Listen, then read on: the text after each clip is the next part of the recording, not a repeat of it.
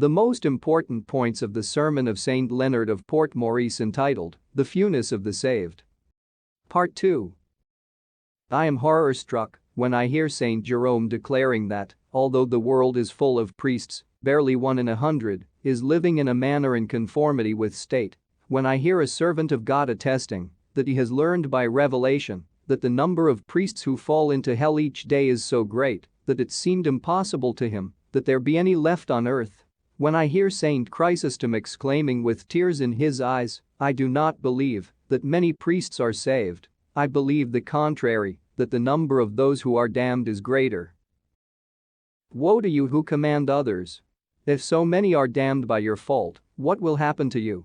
If few out of those who are first in the Church of God are saved, what will happen to you?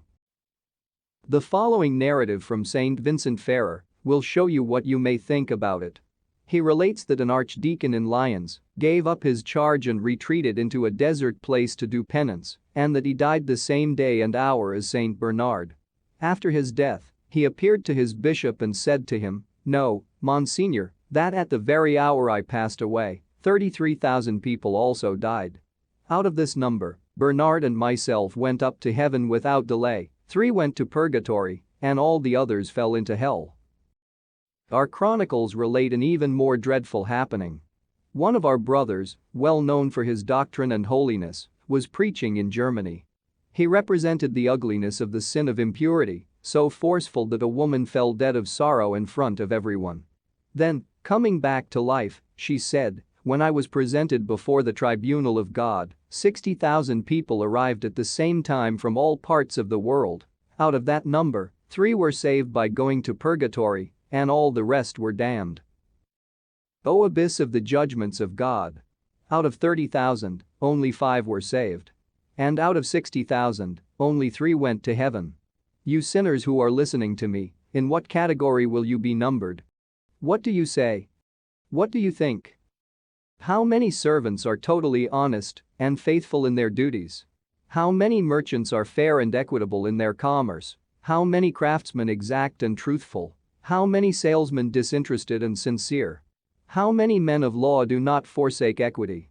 How many soldiers do not tread upon innocence? How many masters do not unjustly withhold the salary of those who serve them, or do not seek to dominate their inferiors? Everywhere, the good are rare, and the wicked great in number. Who does not know that today there is so much libertinage among mature men, liberty among young girls, vanity among women, licentiousness in the nobility, corruption in the middle class, dissolution in the people, impudence among the poor? That one could say what David said of his times. All alike have gone astray, there is not even one who does good, not even one. All that we can find everywhere is selfishness, ambition, gluttony, and luxury.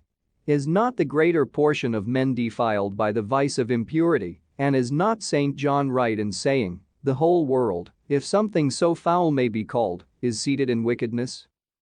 If you consider the sacrament of penance, there are so many distorted confessions, so many studied excuses, so many deceitful repentances, so many false promises, so many ineffective resolutions, so many invalid absolutions. Would you regard as valid the confession of someone who accuses himself of sins of impurity and still holds to the occasion of them? Or someone who accuses himself of obvious injustices with no intention of making any reparation whatsoever for them? Or someone who falls again into the same iniquities right after going to confession? Oh, horrible abuses of such a great sacrament! One confesses to avoid excommunication, another to make a reputation as a penitent. One rids himself of his sins to calm his remorse, another conceals them out of shame. One accuses them imperfectly out of malice, another discloses them out of habit. One does not have the true end of the sacrament in mind, another is lacking the necessary sorrow, and still another firm purpose.